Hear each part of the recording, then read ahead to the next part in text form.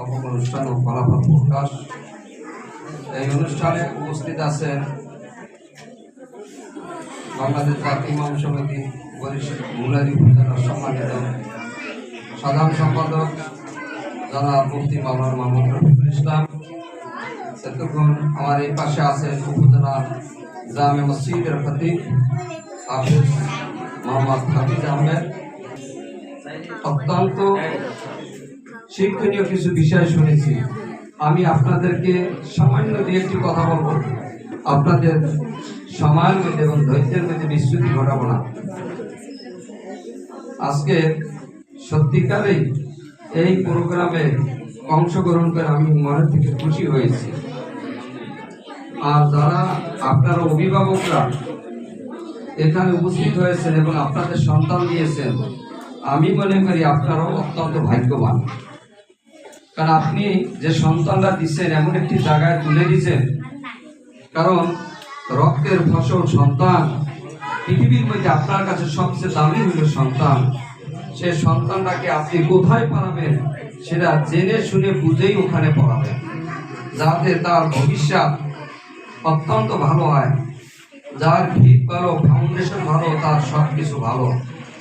এই ছোট অবস্থায় যাদেরকে যেখানে দিয়েছেন, আমি মোটামুটি একটা জানি তারা হাতে কলমে এখানে সুন্দরভাবে বাচ্চাদেরকে নার্সিং করে, পরিচর্যা করে এবং তাদেরকে গড়ে তোলার ব্যবস্থা এখানে করে। কারণ আপনার সন্তান আপনি যদি মারা যান, আপনার পাশে বসে সহিভাবে সূরা ইয়াসিন আর রহমান তেলাওয়াত করতে পারবে। আপনি যদি মারা যান, আপনার জানাজার আপনার সন্তান পড়াইতে পারবে এবং নিয়মিত আপনার কবরকে জিয়ারত করতে পারবে। এরকম একটি আদর্শ শিক্ষা এবং এটা জানার যে প্ল্যাটফর্ম, সেটা হলো গিয়া এই পত্র প্রতিষ্ঠানে এখানে প্রথম থেকে এই শিক্ষাটা দেওয়া হয়, ঠিক কিনা? কাজেই আমরা আপনারা যাদের সন্তান আছে এখানে দিয়েছেন, এই সন্তানের ভিতটা এখানে গড়ে তুললেন। এরপরে আপনি হেফজখানা শেষ করে আপনি কওমি মাদ্রাসায় যান, আলিয়া মাদ্রাসায় যান, যেখানে যান, আমি আপনাদের প্রতি অনুরোধ করব এই মাদ্রাসা দ্বীনি শিক্ষাটা ধারা ধরে রাখেন। এই জন্য মাওলানা জামালউদ্দিন সাহেব একটা কথা বলেন, তার বাবা বড় একটা প্রতিষ্ঠানের ভাইস প্রিন্সিপাল ছিল, আর উনি শুধু এই মাদ্রাসায় লেখাপড়া করছেন, জেনারেল একাডেমিক কোনো সার্টিফিকেট নাই। তারপরে অর্থনৈতিকভাবে আর বাবা সাথে সচ্ছল হয়েছে,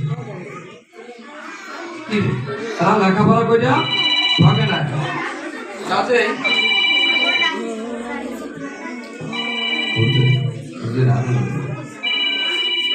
তারা লেখাপড়া করে থাকে না। এখানে যারা এসেছেন, আপনার সন্তানকে হেফজখানায় দিয়েছেন,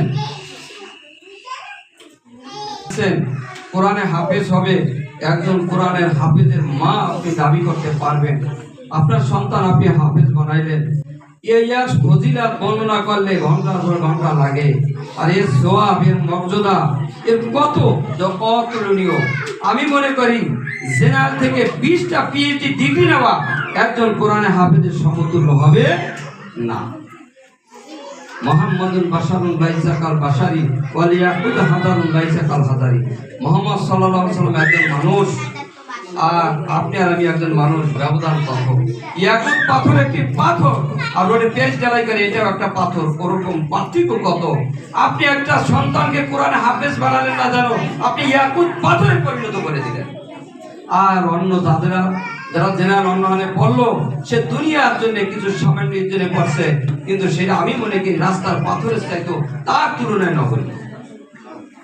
এই জন্যে এই সন্তানগুলান এখানে যারা দিয়েছেন তারা অত্যন্ত ভাগ্যবান এবং সন্তানের প্রতি মাদ্রাসাটি ছেড়ে দেবেন না। আপনিও খোঁজখবর নেবেন নিয়মিত লেখাপড়া করেন কিনা। আমি অন্য কোনো সাইডে গেলাম না, কোরআনের ফজিলাত, ইলমের ফজিলাত, তাহফিজি বলের ফজিলাত, অন্য ফজিলাত কোনোটা না। আমি শুধু এই কথাটাই বলতে চাই, আপনাদের সন্তান, এমনকি আমি মা বোনদেরকে আপনাদের বলছি, আপনার বোন আছে, আপনার ভাই বোন আছে, আপনার চাচি খালা যেরকম আছে, যাদের সন্তান আছে, তাদের প্রতি আপনার ইমানই দায়িত্ব। কোন ব্যক্তি কাউকে যদি নামাজ পড়তে ডাইকে আনে, সে যদি বিনা ওযুতেও নামাজ পড়ে, তাহলে যে ডাইকে আনছে সে পূর্ণ নামাজের সওয়াব পাবে। আর আপনি যদি আপনার দাওয়াতের মাধ্যমে আপনার বোনের সন্তানটা আপনার পার্শ্ববর্তী অন্য কোন একটা সন্তান দিল, সে আল্লাহ কবুল করো কোরআনে হাফেজ হলো, সে হাফেজ হওয়ার পর যত কোরআন তেলাওয়াত করছে এটি নেক আপনার আমলনামায় দেওয়া হবে। কেননা আপনার দাওয়াতে, আপনার প্রচেষ্টা, আপনার মেহনতে এই ছেলেরা মাদ্রাসায় ভর্তি আছে, কোরআনে হাফেজ হয়েছে। এই জন্যে আপনারা মনে করেন আমি আমার সন্তান দিছি, এটাই আমাদের দায়িত্ব শেষ হয়ে যায়নি। আপনি দেখলেন আপনার সন্তান নদীর পার দিয়ে হাঁটতেছে, আর একটা সন্তানও হাঁটতেছে, সেই সন্তানরা যে কোনো সময় ওখানে পিছলে পড়ে যাইতে পারে, নদীর মধ্যে আগুনের পাশ জ্বালাইতে যে কোনো সময় পড়ে যাইতেছে। আমি মনে করি দিনী প্রতিষ্ঠানে আসা, সে বেঁচে থাকা, আর সেই দিনী প্রতিষ্ঠান থেকে বর্তমান জেনারেল প্রতিষ্ঠানে যাওয়া, সে যেন আগুনের মধ্যে ঝাঁপ দেওয়া। একেবারেই এরকম, সে দুনিয়াও খাইলো, আখেরাতও খাইলো। আজকাল স্কুল কলেজ এই সমস্ত প্রতিষ্ঠানের সন্তানরা মোবাইল আসক্ত হইয়া এমন হয়ে গেছে, না আছে আদর্শ, না আছে নৈতিক আদর্শ, না আছে কোন চরিত্র, না আছে আদবি। এটা বললো জেনারেল শিক্ষকদের সন্তান যদি সচিব হয়, তাদের মা হিসাবে এবং মর্যাদার অধিকারী হবেন, বাবা হিসাবে নুরুল টুপি পরাইয়া কিয়ামতের ময়দানে আল্লাহ উঠাবেন। কাজেই আমি আপনাদের